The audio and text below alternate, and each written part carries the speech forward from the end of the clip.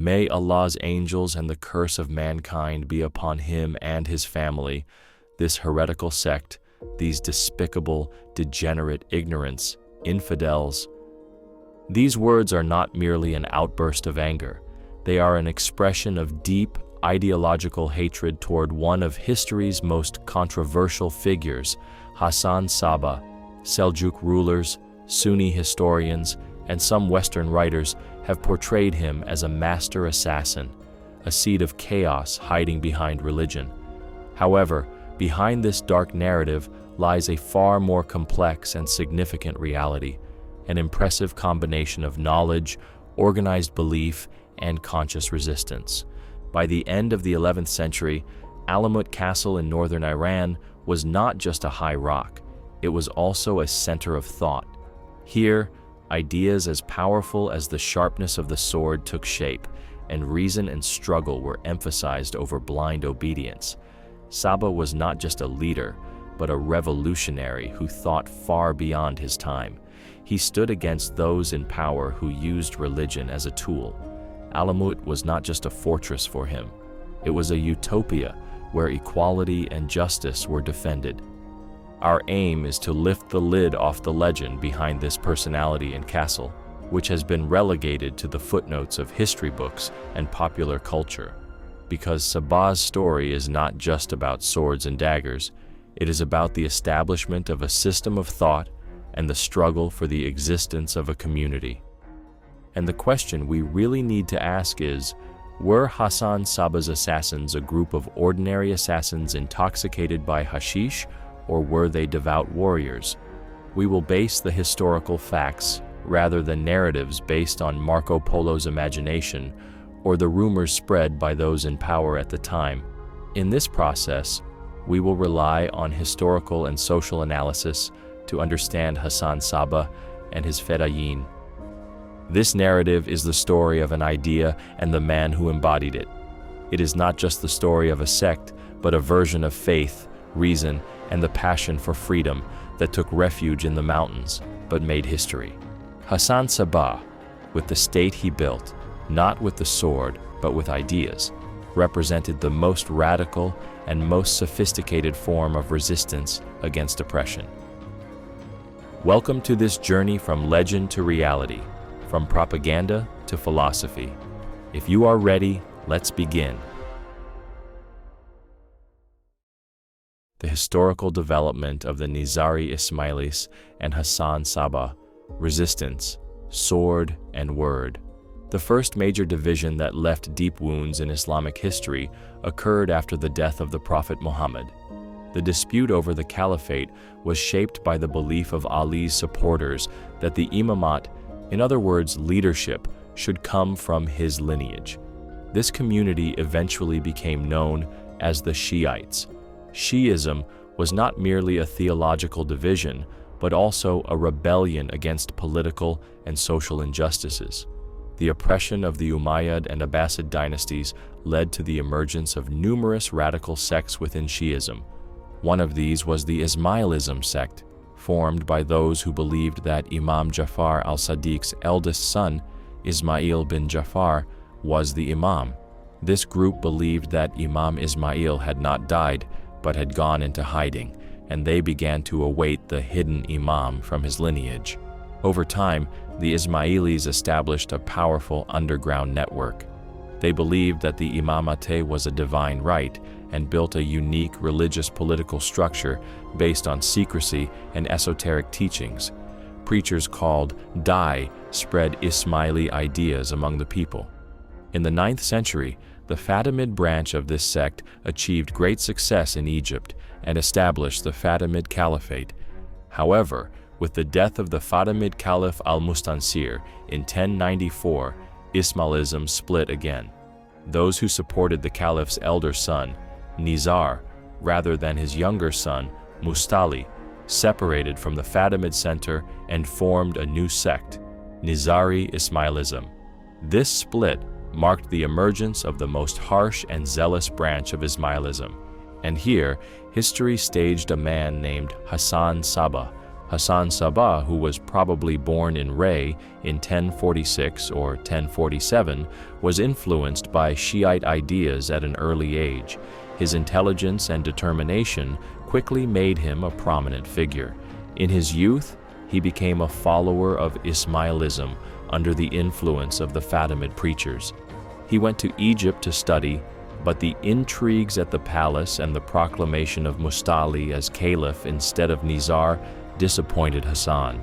He returned to his homeland, Iran, determined to write his own destiny. His goal was to build a new imamat center in the name of Nizari Ismailism. In 1190, he captured Alamut Castle, located in the Elburz Mountains and strategically almost inaccessible, with an almost bloodless siege. Under Hasan Sabbah's rule, this castle was not just a structure made of stone and earth. It became the heart of a new center of ideas. Having safely settled in Alamut, Hasan Sabbah began to spread to different regions. After the death of the Seljuk ruler, Sultan Malik Shah, a power struggle broke out between his sons and brothers. The power struggles, which continued for nearly a century, greatly troubled the Seljuk state. Meanwhile, the Crusaders took an oath and launched their campaigns in 1095, which would last for 200 years. Taking advantage of the power vacuum, the Ismailis began to spread their propaganda over a wide area. While the Seljuks were destabilized internally, Hasan Sabbah worked tirelessly to transform Alamut into an insuperable castle that could withstand prolonged sieges.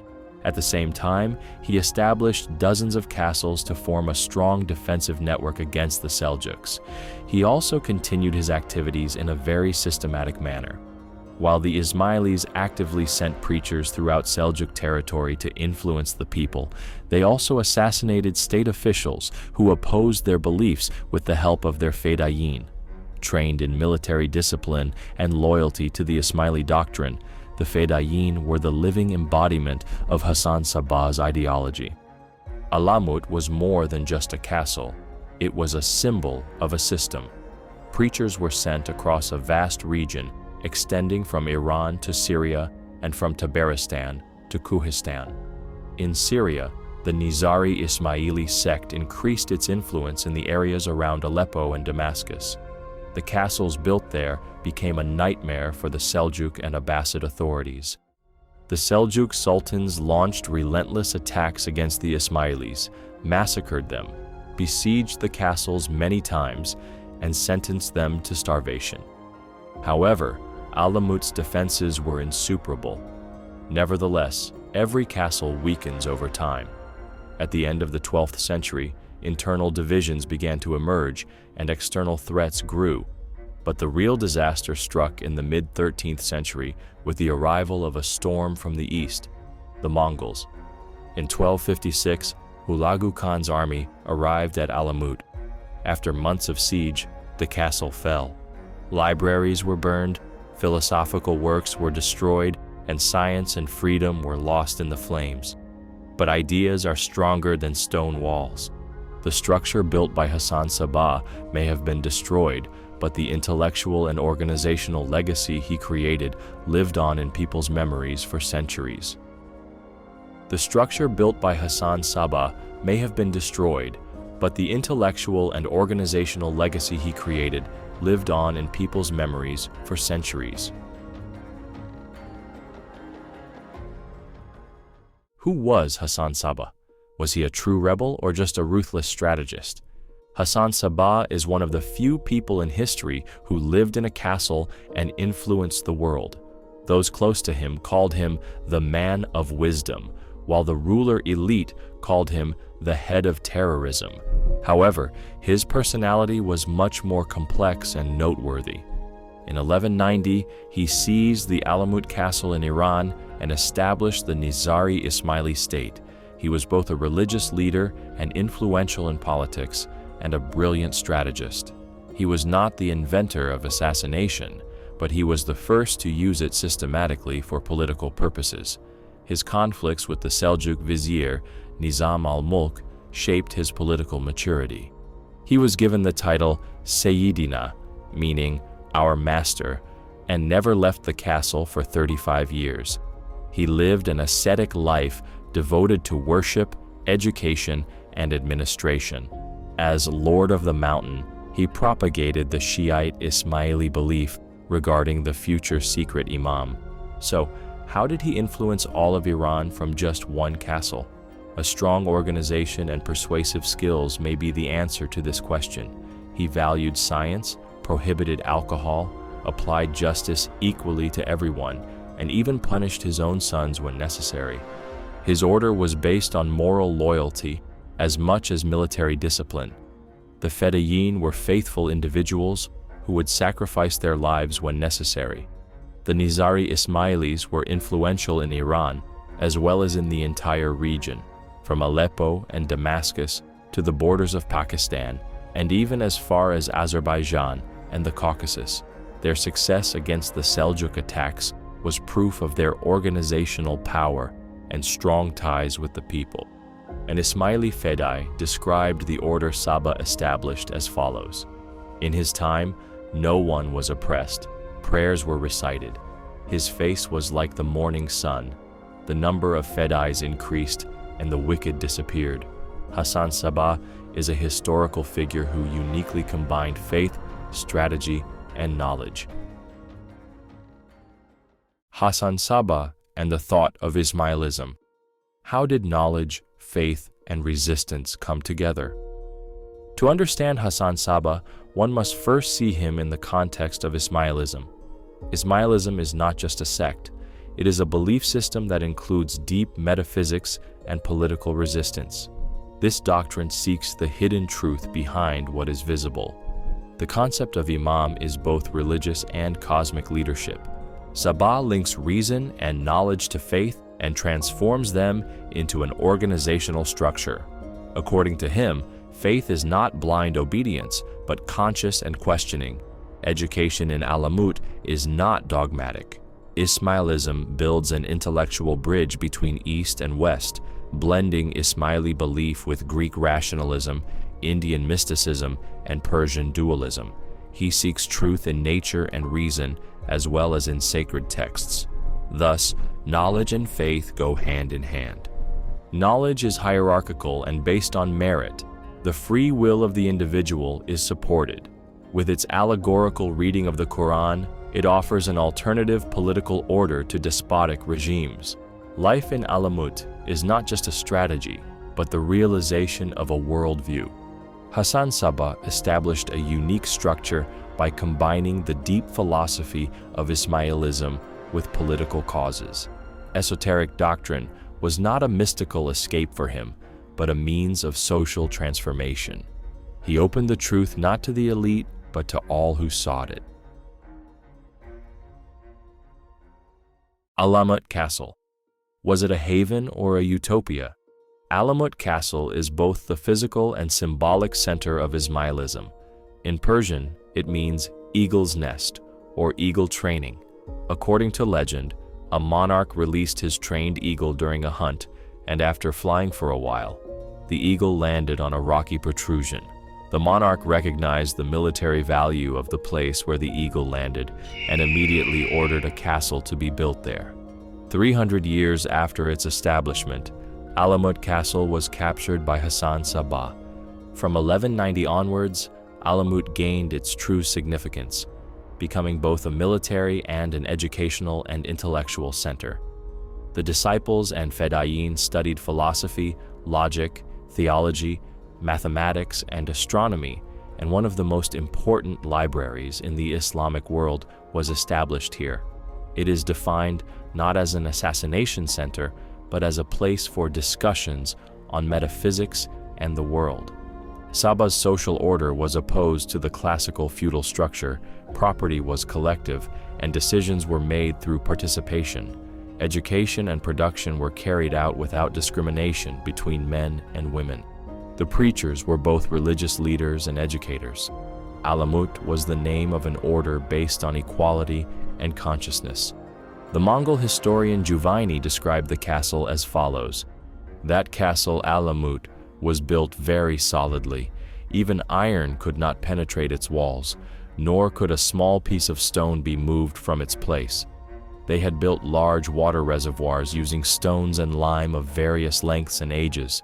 They had fulfilled the commandment of the Quranic verse, "We carved houses out of the rock." In addition to these, there were weapons and equipment for war, which would require several more books to describe. Alamut was a self-sufficient microstate capable of withstanding sieges, thanks to its own economic resources. With its strict rules, it served as a monastery, university, and fortress. The Fedayeen were trained with patience and faith. The resistance continued even after Sabbah. Although the fortress was destroyed by the Mongols in 1256, the value given to idea and resistance remained. Alamut was a symbol, but there were also other powerful castles in Iran and Syria, such as Meymundiz, Lamsar, and Nimrod. According to the 13th century Iranian historian Juzjani, there were over 100 such castles. These castles were equipped with large water reservoirs and food storage facilities to endure prolonged sieges.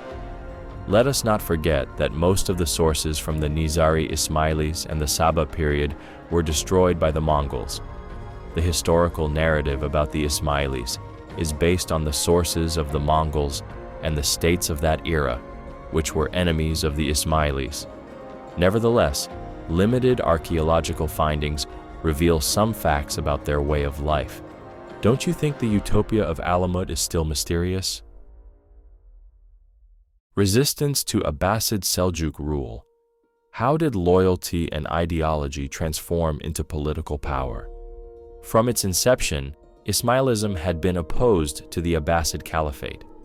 During the reign of Hasan Sabbah, this resistance reached its peak, with direct conflict with the Seljuk vizier Nizam al-Mulk. This was not merely a sectarian conflict, but also an ideological and class-based struggle. While Nizam al-Mulk advocated absolute obedience to the state, Sabbah emphasized the quest for truth and the demand for justice. This conflict can be regarded as a new form of structural rebellion. The Ismailis succeeded in destabilizing the central authority through their ideas and effective assassinations. The underground resistance network Sabbah established in Seljuk territories extended into the palace itself. This resistance continued through armed conflict as well as through education, propaganda, ideological struggle, and winning the support of the people. Thus, Sabbah and the Ismailis went down in history as one of the longest-lasting resistance movements against central authority. Hasan Sabbah's Fedayeen, the silent warriors of resistance. How did this small army, shaped by dedication to a cause, change the political balance of history? An Ismaili poet once said, "Brothers, just as in the hereafter, in this world too, victory for friends shall come with good fortune, and a lone warrior on foot will be able to kill a king who has more than 100,000 cavalrymen using terror." Hasan Sabbah's most controversial legacy is the assassination strategy he used through his Fedayeen. However, these actions were not random acts of violence, but planned, political, and symbolic attacks. The targets were usually tyrannical rulers. These actions were more than political assassinations. Those were justice in the eyes of the people. The fact that assassinations were carried out in public places was intended to instill fear in the state rulers and hope in the people, especially Ismaili supporters. After stabbing their enemies, the Fedayeen would explain to the crowd why they had done it and why their cause was just. Although the Fedayeen were referred to as death squads or suicide assassins, they were actually conscious and loyal fighters. In Alamut, they received physical, mental, and spiritual training. In addition to warrior skills, they were also experts in intelligence, psychological warfare, and dismantling enemy structures. The Fedayeen were not pawns, but militants who had internalized their ideals. Their duty was based on orders in addition to personal consciousness and responsibility. Any disciple could become a Fedayeen when he felt ready. This made them not just people who took orders, but people who believed in their mission. Their training included not only assassination, but also methods of concealment and communication with the public. The Fedayeen did not usually escape after carrying out an assassination, as their targets were highly protected senior state officials. This showed that they acted with dedication, overcoming their fear of death. Death was as sacred as duty. Dying bravely inspired others and deepened their loyalty. They were seen as heroes in society and presented as role models to young people. As an Ismaili poet said, "To die is not in the shadow of killing. It is a sign of equal courage." Surviving a mission was often considered shameful. The mothers of Fedayeen who did not die in the line of duty would mourn, cut their hair, and painted their faces black. This shows the political, cultural, and moral aspects of the assassinations. The targets of political violence, the strategic face of the Ismailis' assassinations. How could such systematic and targeted political violence be so effective and lasting? As we have said, the Ismaili Fedayeen did not carry out their assassinations at random, but targeted figures with high political influence. Elite rulers such as sultans, princes, governors, viziers, and Christian crusader kings were their primary targets. Qadis, or in other words, senior judges, religious authorities, and army commanders, were also occasionally assassinated. It is highly likely that the powerful Seljuk sultans Malik Shah and Muhammad Tapar were killed by Nizari Ismaili Fedayeen. The Abbasid Caliph Sultan Mustarshid and his successor, Caliph Sultan Rashid, were assassinated by Nizari Ismaili Fedayeen. Conrad de Montferrat, the Crusader king who ruled Jerusalem, also died by Ismaili daggers. It should be noted that the famous Muslim commander Saladin was twice the target of assassination attempts by Fedayeen and survived. These people were usually those who ordered the killing of Ismailis, the confiscation of their property, and the enslavement of their families. Assassinations were acts of revenge. Moreover, they served as a means of deterrence. Rulers living in fear could no longer walk around unarmored. The political purpose was to weaken the internal structure of the Great Seljuk Empire and demonstrate the power of the Ismailis as a political alternative. The assassination of Seljuk vizier Nizam al-Mulk was not merely the killing of a political figure, but a symbol of the ideological conflict between the Seljuk palace and the Ismailis. Nizam al-Mulk had fought against Ismailism both politically and militarily, and his death caused great repercussions.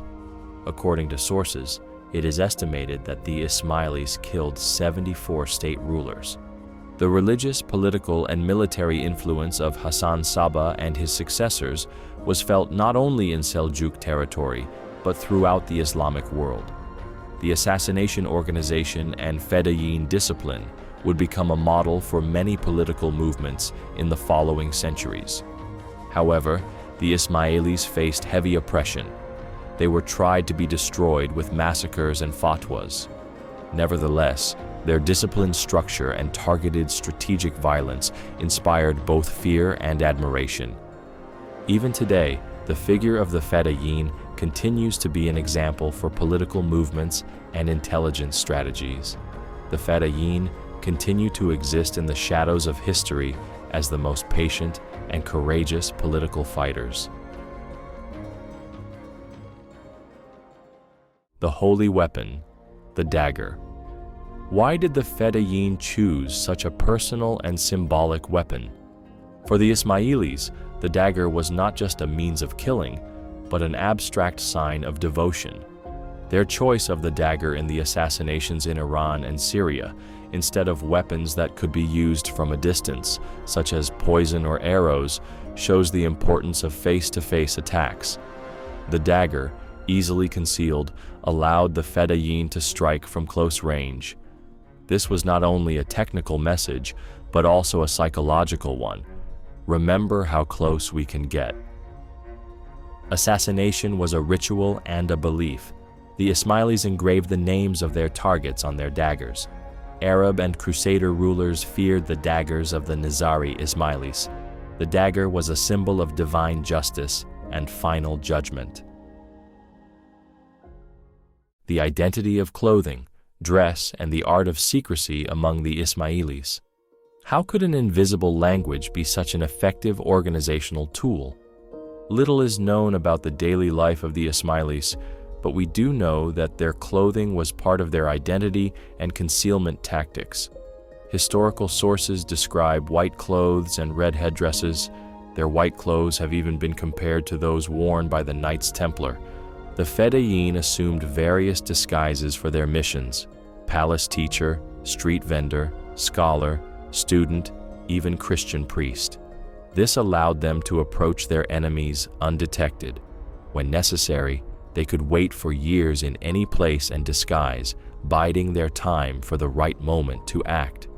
Secret symbols hidden in their clothing enabled the Ismailis to recognize each other, ensuring communication and security. These symbols were unknown to ordinary people. Ismaili preachers usually dressed as merchants, while the Fedayeen ranged in appearance from cleanly dressed men to beggars. This multi-layered clothing culture demonstrates that Ismailism was not merely a matter of identification, but was woven with strategy and secrecy. The legend of the Hashashin and the Garden of Paradise. Fact or fiction? The legend of the Hashashin, meaning hashish users, is one of the most widespread, persistent, and misleading stories about the Ismailis. This term has been used throughout history to discredit and smear the Ismailis, and has become particularly associated with the Fedayeen of Hasan Sabbah. First mentioned by a branch of the Fatimid Ismailis, the term spread through Sunni sources and Crusader accounts, eventually becoming known in the West as assassin. It has since become a universal symbol of fear. So, did Hasan Sabbah really drug his Fedayeen with hashish? At the heart of the legend is the claim that young disciples were drugged with hashish at Alamut Castle, taken to a secret paradise garden, where they tasted the delights of paradise, and were thus persuaded to carry out their assassination missions. This story first appeared in the West in Marco Polo's travelogue. However, considering that Polo passed through Iran in 1292 and Alamut was captured and destroyed by the Mongols in 1256, it is impossible that he actually saw the paradise garden he described. This story is nothing more than hearsay. The historians of that era who wrote about the Ismailis, Rashid al-Din and Juvaini, did not provide any information about the use of hashish or the paradise garden. No serious Sunni or Ismaili source supports these claims. Studies revealing the ideological and philosophical depth of the Ismailis show that this legend is baseless. Hasan Sabbah's ascetic lifestyle, strict discipline, and firm stance against mind-altering substances based on Ismaili teachings render the claim that he gave drugs to his Fedayeen illogical and baseless. He punished one of his two sons, Muhammad, with death for drinking wine. It is impossible for such a leader, who did not forgive those who violated the principles, to have encouraged the use of mind-altering substances. The identification of the word assassin with Hashashin is a historical distortion and a deliberate accusation aimed at smearing different thoughts and beliefs. In reality, what motivated the Fedayeen was long-term mental training and unwavering loyalty to their teachings. The Fedayeen were willing to die rather than escape after completing their missions. This determination did not come from hypnosis or addiction, but from conscious ideological consistency and faithfulness. Another common misconception is the claim that Hasan Sabbah, Omar Khayyam, and Nizam al-Mulk were friends in their youth. This friendship was fictionalized in Amin Malouf's novel Samarkand. However, Nizam al-Mulk lived between 1018 and 1092, while Sabbah and Hayam were born around 1047 to 1055. There is an age difference of approximately 30 years between them. Therefore, it is impossible for them to have been students at the same time or to have made promises to each other. Such narratives are myths that overshadow the truth. These legends, which are far from historical reality, are Orientalist myths inspired by the West's amazement with Eastern mysticism. However, the truth that should not be overshadowed by these legends is the high organizational discipline, intellectual depth, and dedication to the struggle of the Ismailis. This is the truth. The stories of Hashish and the Garden of Paradise are nothing but illusions. Women have also played important, invisible roles. Women were active in various fields, from production to education, and gender discrimination was weak in this egalitarian system. Women are rarely mentioned in male-centered historical accounts, but they played critical roles in intelligence and gaining new followers. Sabbah's system was based on merit. At that time, women's participation in intellectual and spiritual development was more advanced in the Islamic world than in the West.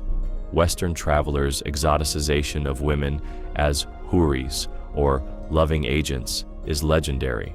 So how much do we know about the silent but powerful influence of real Ismaili women? They were invisible heroes who kept the doctrine alive. The death and legacy of Hasan Sabbah. When Hasan Sabbah died in Alamut in 1124, he left behind not just a castle, but a powerful system of ideas and organization. The Nizari state continued to exist until it was destroyed by the Mongols in 1256. Its success was not due to a charismatic leader, but to institutionalized ideas. Sabbah taught his followers loyalty to principles, not to a person. His death did not weaken the Fedayeen discipline. On the contrary, it strengthened the system. It is a great mystery that the location of his grave is unknown. Some historians attribute the inability to locate his tomb to the destruction wrought by the Mongols and the rulers of the time, while others argue that Sabbah's personal humility prevented the construction of a monument or an ostentatious tomb. In any case, the unknown location of his tomb remains one of his greatest mysteries. So how did the movement continue in the absence of its leader? The image of Hasan Sabbah in the modern world.